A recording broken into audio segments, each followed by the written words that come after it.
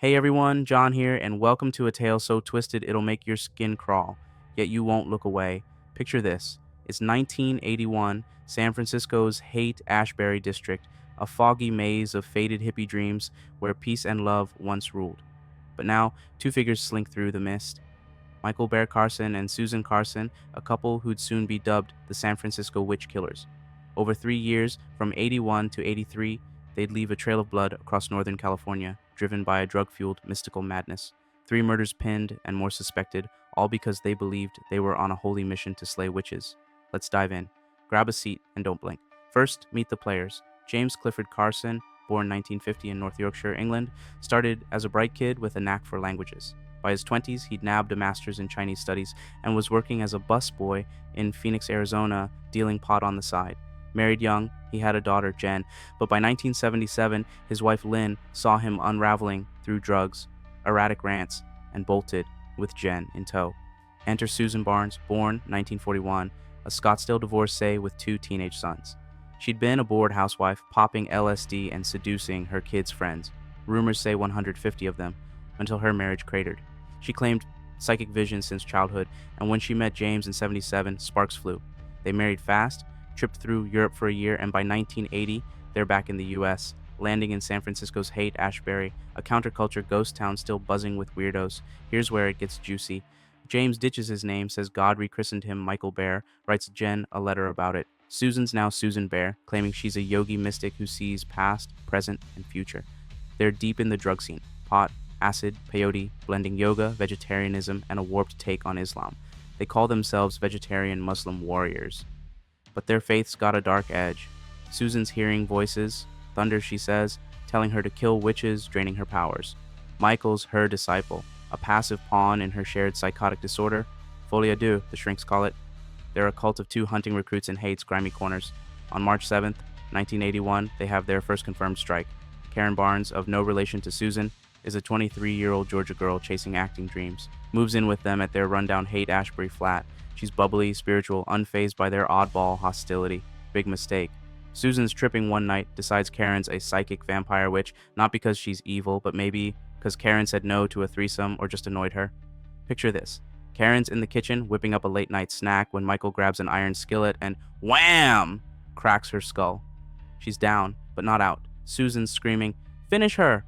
So he stabs her 13 times, chest and neck, blood pooling on the linoleum. They wrap her in a blanket, stash her in the basement, and paint the walls with occult symbols, one word scrawled big: Susan. Landlord finds her days later, but the Carsons, gone. Fled to a mountain hideout near Grants Pass, Oregon, 400 miles north, blending into the woods like ghosts. In the spring of 1982, they're on the move. They hit Alder Point, California, a Humboldt County weed hamlet, working a marijuana farm. They're paranoid anarchists now, ranting about revolution and a nuclear apocalypse to freaked out farmhands. On May 12th, Clark Stevens, 26, a fellow worker, crosses them, maybe over a pot deal, maybe he flirted with Susan. She calls him a demon, claims he assaulted her psychically or worse. Michael pulls a gun and bang bang, 2 shots to the head. They drag him to the woods, douse him with kerosene, torch him, then bury the half-burned mess under chicken manure. 2 weeks later, cops find the shallow grave, but the Carsons have split, leaving an anti-government manifesto listing targets: Ronald Reagan, Johnny Carson, big names they call demonic. On January 12th, 1983, they have their last dance. Hitchhiking near Bakersfield, they snag a ride from John Charles Hellier, a 30-year-old chill dude driving his pickup to Santa Rosa. They're 300 miles in, cruising U.S. Route 101 through Sonoma County when Susan hears it. Thunder, she says, whispering Hellier's a witch. An argument erupts. Maybe he laughed at her ranting. The truck lurches to a stop on River Road, Fulton, just shy of Santa Rosa. They spill out. Hellier's got a gun under his seat, but Michael wrestles it free. Susan's on him, stabbing his chest and arms, while Michael aims. Bang! Shoots him dead in broad daylight. Passing cars gawk. A UPS driver slams his brakes and calls it in. The Carsons jack the truck and peel out.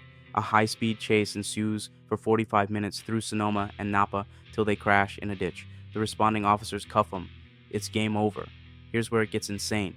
On April 29th, 1983, they're in jail, and instead of clamming up, they demand a press conference. For 5 hours, live on KGO TV with the San Francisco Chronicle. They're wild-eyed, grinning. Michael's got a scruffy beard. Susan's beaming like a prophet. They confess to all three, Karen, Clark, and John, calling it a holy war against witches.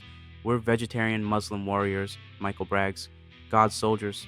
Susan says Thunder ordered the hits. She said Karen drained her, Clark abused her, and John mocked her. They hint at more kills through Europe and Arizona, California, maybe 9, 12. Who knows? Cops suspect a dozen but can't prove it. Evidence is king. Karen's blood, Clark's charred bones, John's truck. Trial hits in 84, of course guilty.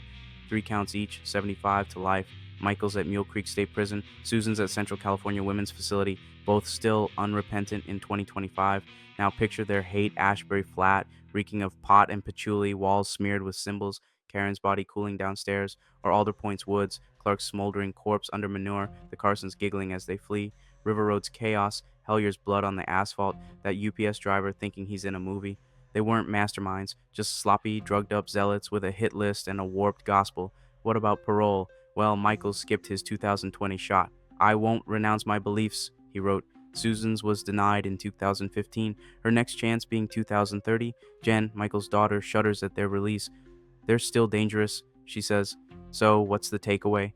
A couple meets in a haze, spins a delusional creed, and paints Northern California red, all 'cause Susan heard thunder in her head. It's a fever dream of murder and madness, and it's all true. That's the San Francisco Witch Killers.